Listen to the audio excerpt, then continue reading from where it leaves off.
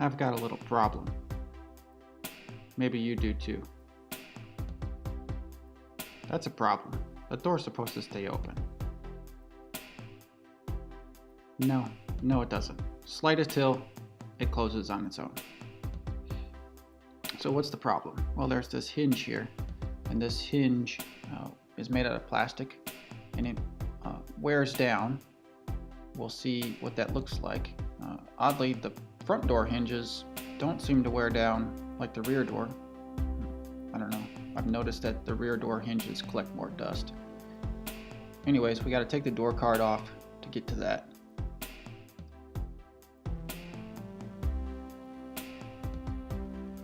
So here's the tools that you're going to need. You need a little bitty screwdriver, a regular size screwdriver, a nylon pry bar, 10mm ratchet, and 10mm socket. With the little 10mm screwdriver, you can pry off the little door to review the Phillips head screw. And there's also a Phillips head screw down in the door grab. You gotta take those screws out. The little one goes behind the door latch release. And there's a longer one that is in down the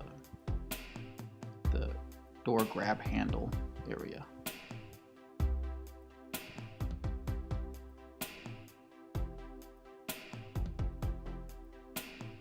Once you get those screws out, then the only thing that holds the door card on are some clips. But before we attack the door card, we gotta disconnect the electrical wire that goes to the door switch.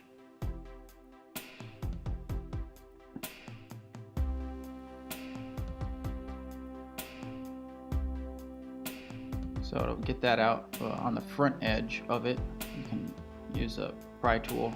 Use my little nylon pry tool. And that pries right up. And there's a little electrical connector. Got a little captive tab on the bottom. Push it in. Disconnects. That's just so that when you pull the door cord off, it's not held, to the main part of the door with the wire. Now we can take this trim panel off. It pulls right off. Just 3 or 4 clips on it. Set that aside. And then we can use the nylon pry tool. Pull your fingers and pull the panel off. Go gently and try to get them all so that you don't break any. Once all those clips are popped free, they pretty much go around the perimeter of the door. It'll just be kind of floppy. It's hanging from that top edge there, the lip of it, and then you can pull the panel out slightly and lift up, and that'll pull the panel off of the door.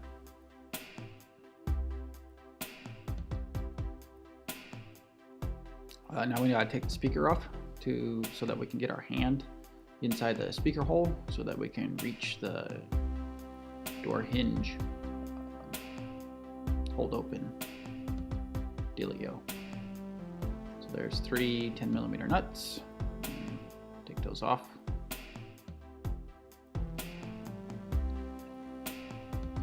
Once those are off, you can unclip the speaker wire, set the speaker aside, and then you can reach up inside and you can see the mechanism. It's that shiny silver bit.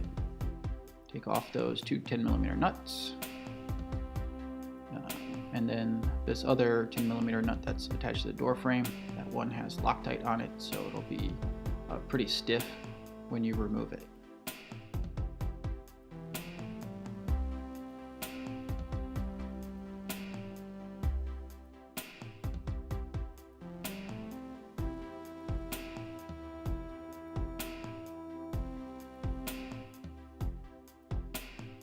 Loctite.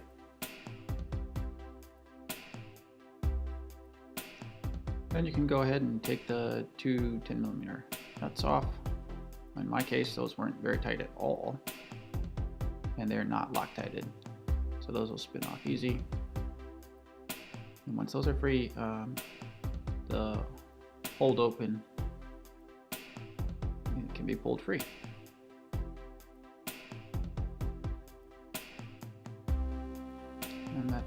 culprit, this guy. Now we need to go fix it.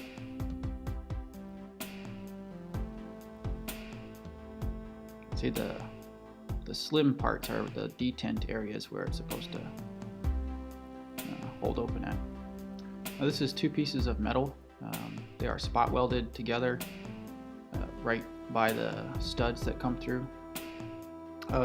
When it's clamped in the door though, you'll see that because the studs come through from the bottom piece, when it's tightened in the door, it's actually the sandwiching itself all together. So even though we're going to break the spot welds, we don't have to worry about gluing it or spot welding it back together when we're done. Once we put it back in the door, it'll hold itself together. So I'm going to use a screwdriver and give myself a little space in there to get my chisel in there. I ground an existing chisel I had because I didn't have a smaller one. But just get that in there, cold chisel, and tap away at the spot welds until you have them broke free. Take your time.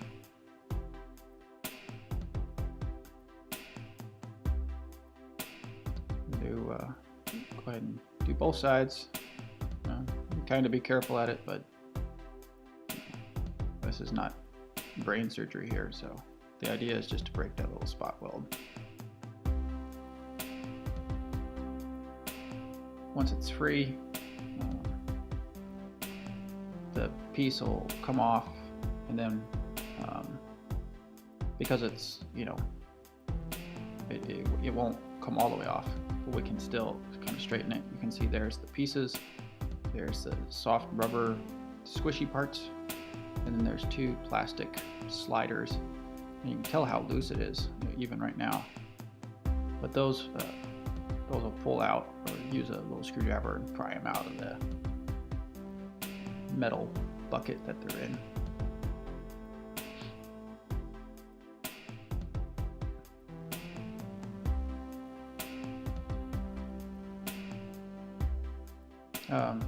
Just keep in mind on this picture, you'll see that those pieces can go in two ways, but you'll see that with the connecting bar on top goes facing out. So yeah, use a little screwdriver and pry the pieces out. They're not held in with glue or anything like that. They're just kind of held in there from old age or whatever.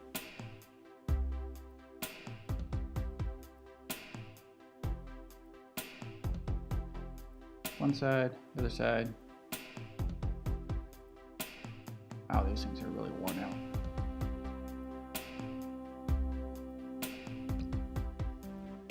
So here they are. Here's a close-up of this. You can see there's supposed to be like a speed bump profile on the piece of plastic, but it's worn totally smooth, flat across. That speed bump profile is supposed to, sit in the slimmer portions of that guide rod.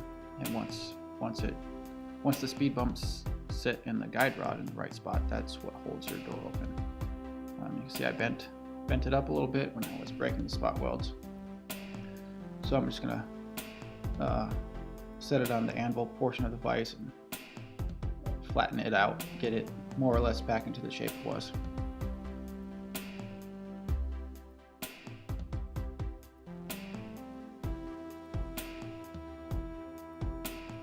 It is really soft metal, so it's pretty easy to get it reformed to the correct shape. And then you can set that aside because we don't need that until after we fix the plastic sliders. So here's what we're going to do. Previously I'd used Loctite metal epoxy on the other door, but for this door I'm going to try melting plastic in there, doing a little plastic welding. I've had pretty good success with welding plastics on other stuff before, so this is just a regular soldering iron. We're going to heat up the base, the black part, the slider, pretty good, and then we're going to melt some plastic in there and mix it around to make sure that we fuse the base material to our new material, and then we'll just build up some new plastic and then shape it with a Dremel tool. I don't know what kind of plastic this is. I know there's two main types of plastics. There's a plastic that you can melt, and then there's plastics that won't melt, they'll just burn. This, fortunately, is the type of plastic that melts, so we're going to melt some more plastic in there. The first one wasn't too hard. There wasn't a lot of buildup to do, so I put some plastic in there, and then we're going to start on this other one. This one's got a lot more plastic to build up, and you got to make sure that you do fuse the materials to the base so that you're not just gooping on some material and just having it rest there, because it really doesn't have a lot of adhesion to it unless you're melting the plastics together. Take your time at this. This is pretty tedious work. Like I said, I've used the metal epoxy before, so if that's more your style, go for it. So far they're both working for me. There it is, roughed into shape.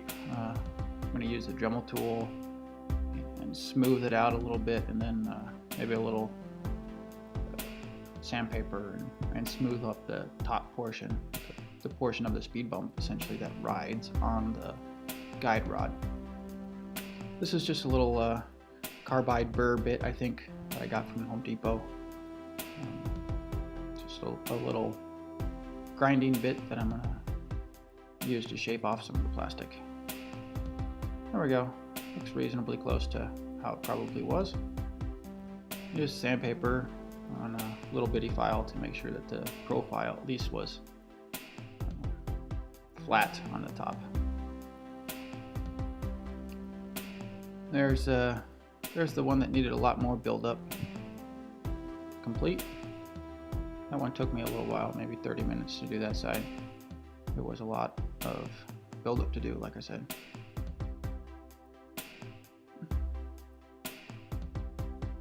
I think it's only important that the top portion be smooth.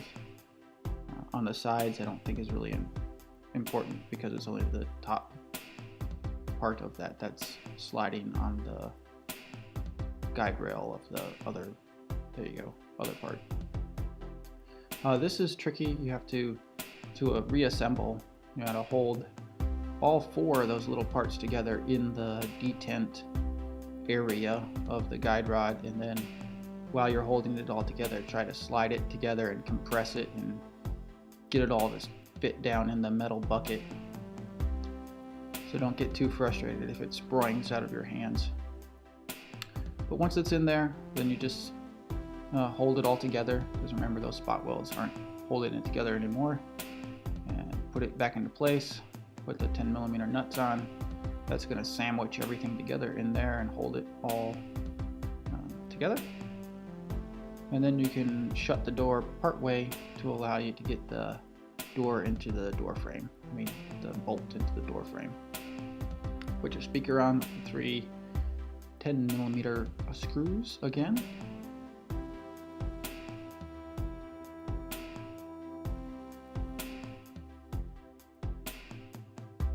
One, 2, 3. Ho, ho, ho.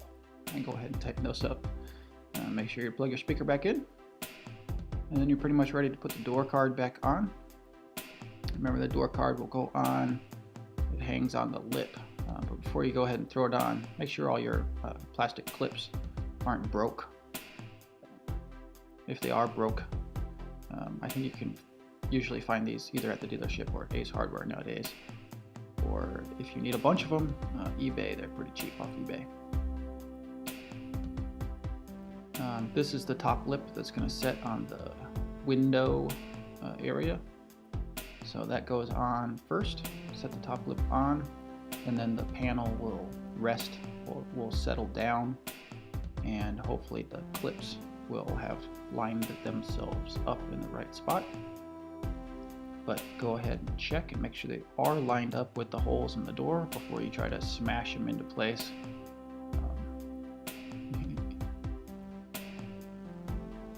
Yeah, okay, so they're all lining up with the holes that they're supposed to go in, so then you can press the door card into the door. Once you've got those all clipped into place, retrieve your window up-down wire and clip that back into the switch. And the back of the switch goes in first, and then push down on the front edge to snap it into place. Put the screw back in behind that latch and put the screw in the grab handle, and then you're ready for this plastic piece. The clips that hold it in place need to come out of the door jamb and go back onto that plastic piece before you try to reassemble it. If you try to smash it in there without taking these out, then it won't work. So take those out. They have nice little spots for your fingernails to grab them at, and then clip them into place. They like snap on real nice. And with all three of those put back on, this will press on real nice. Pretty easy. And that's it. Door closes, door opens, door stays open. Haha, we win. Okay, so that was the mechanism that we needed to replace. So far it's working for me. I honestly don't know how long it's going to last, but it's lasting now. Enjoy.